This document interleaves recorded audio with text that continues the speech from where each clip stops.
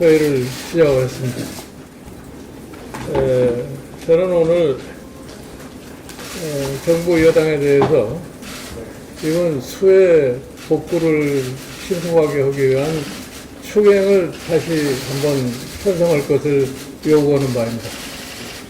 어저께 이 당총정 회의에서 수해 복구를 위한 추경을 갖다가 보류했다고 얘기를 듣고 있습니다. 말은즉슨 현재 예산을 동원을 해가지고서 수해를 복구했다고 얘기를 하는데, 지난번 코로나 사태를 갖다가 겪으면서 정부가 이 전 국민에게 가구당 100만 원씩을 갖다가 지급한 추경은 신속하게 해야 된다고 강조를 했습니다.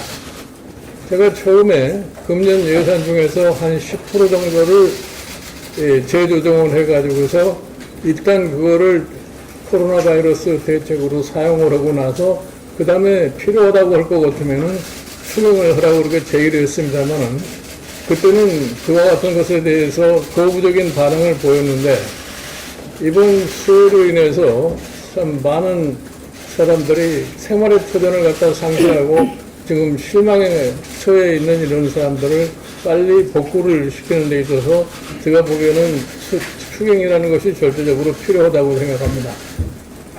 정부는 현재 상황을 좀 직시를 하고 앞으로 전개될지 모르는 이 코로나 바이러스의 2차 감염의 이 파장을 갖다가 위해서라도 어떻게 하면 우리가 예산을 보다 더 적절하게 잘 사용할 수 있느냐는 이런 측면을 사전에 예상을 해서 적절한 저희 추경을 갖다가 하는 것이 현명한 처사가 아닌가 이렇게 생각합니다.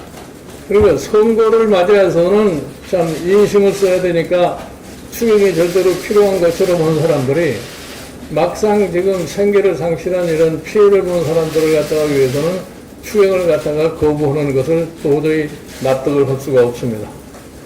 그 다음에 최근에 일어난 이 수해 문제 등을 볼 것 같으면은 기후의 변화가 너무나 쉬어서 발생하는 것이 아닌가 생각합니다. 그래서 이러한 기후의 변화에 보다 더 대책을 사전적으로 강구하기 위해서 기후변화에 관련한 어떠한 특별한 기구 같은 것이 설치되어야 되지 않느냐 이렇게 말씀을 갖다 드립니다.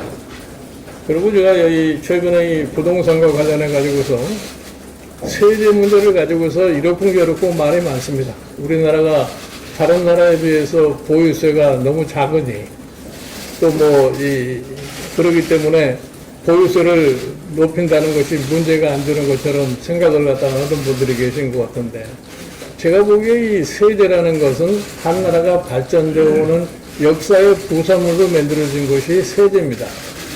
그래서 막연하게 어느 나라가 비교해서 우리나라의 특정세가 낮다 이런 식으로 판단을 해가지고는 세제 자체가 제대로 운영이 안 될 거라고 생각합니다. 여러분 잘 아시다시피 우리나라에서 소득세를 납세하는 사람들이 가장 적은 나라가 우리나라일 겁니다. 그러면 우리나라의 소득세 납세 인원이 가장 적다고 해서 우리나라의 소득세를 갖다가 높일 수 있는 그러한 역량을 갖췄습니까? 저는 그래서 우리나라에 있는 상황을 갖다가 막연하게 다른 나라에 비해서 우리가 좀 뭐니까 이렇게 해야 되겠다는 이런 좀 비상식적인 얘기는 좀 가급적 삼가해 주시기를 갖다가 바랍니다.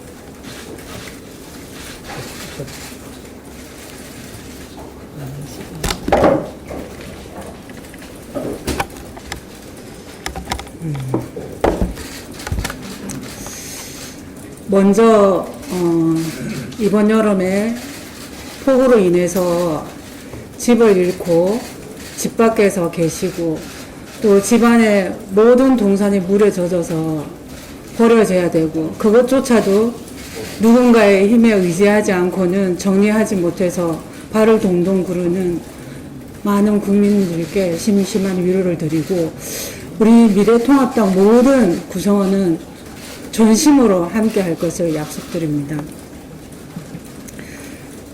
전국의 폭우로 인해서 많은 국민들이 이렇게 힘들어하고 있는 가운데 집권 여당의 모 인사는 술자리를 가지고 건배를 하는 그런 모습을 연출하는가 하면, 최근에 부산에서는 막 개업한 횟집에 가서 방문한 첫날 여자 종업원의 어린 딸이 바로 옆에 있는데 악수를 청한다고 하면서 팔을 더듬는지 만지는지 모르는 팔뚝을 잡고, 또 카운터에서는 그 여성 뒤에 서서 어깨에 손을 두르는 그런 장면이 공개가 되었습니다.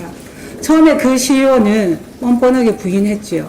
저는 그것을 보면서 제가 지난 15년 동안 부산에서 변호사 할 때 수십 년간 아내를 상습적으로 가정폭력을 하고도 본인은 하지 않았다고 뻔뻔하게 우기는 그런 몇몇 남자들의 모습이 오버랩되었습니다.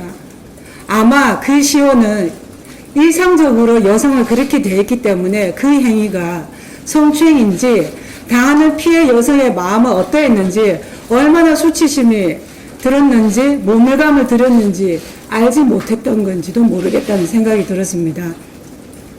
처음에는 뻔뻔하게 변명하다가 어깨에 손을 두른 동영상 캡처 사진이 공개되니까 격려 차원에서 했다고 했습니다.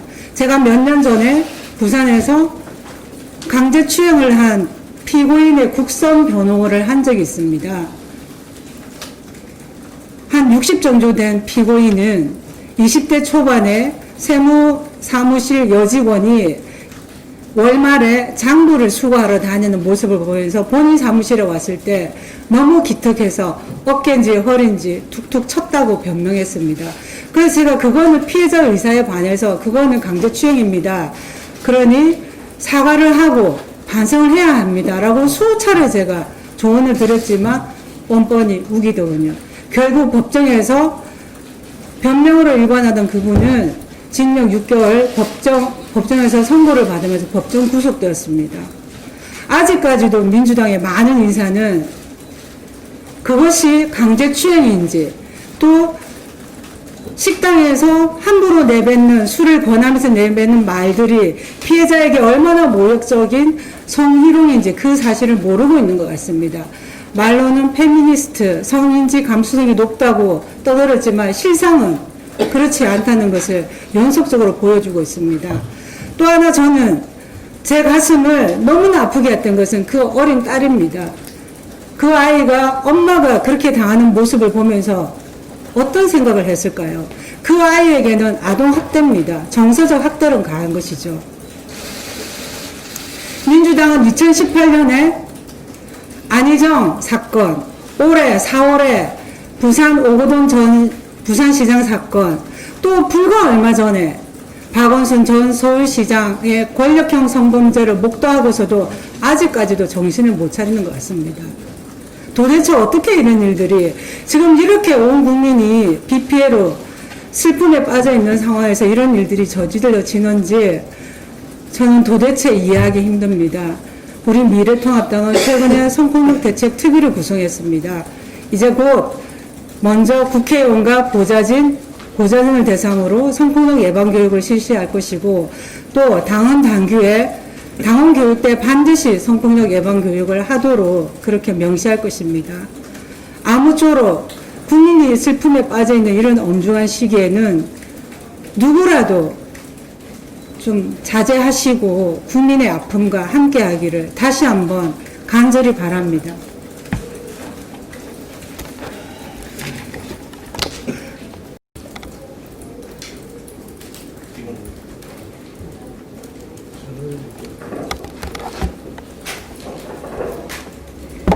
엊그제 김부겸 전 의원께서 묻지마 지지를 하는 영남이 문제라며 정치인이 그를 뽑아준 유권자를 탓했습니다.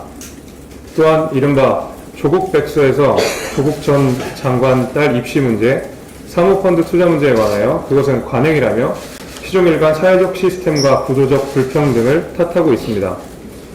그런데 김부겸 전 의원은 스스로가 대구에 출마하면서 노무현 정신의 계승자라 자임합니다. 조국 백서를 만든 장본인인 김남국 의원은 유시민 노무현 이사장과 노무현 정신을 누가 더 잘 따르는지 경쟁하고 있습니다. 노무현 전 대통령은 16대 국회의원 선거에서 낙선한 후 영남의 묻지마 투표를 비난하는 사람들에게 농부는 밭을 탓하지 않는다는 명언을 남기셨습니다. 그리고 그는 정치 일생에서 불공정한 사회 시스템에 저항하고 사회적 약자를 보듬는 것과 지역 정치를 극복하고 국민 화합을 이뤄내려고 노력했습니다. 지금의 민주당이 오히려 노무현 정신을 훼손하고 있습니다. 노무현 전 대통령 표현대로 부끄러운 줄 알기 바랍니다.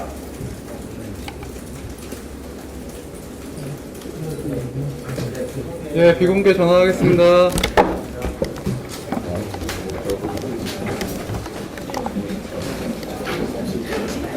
와이어리스 이쪽이에요.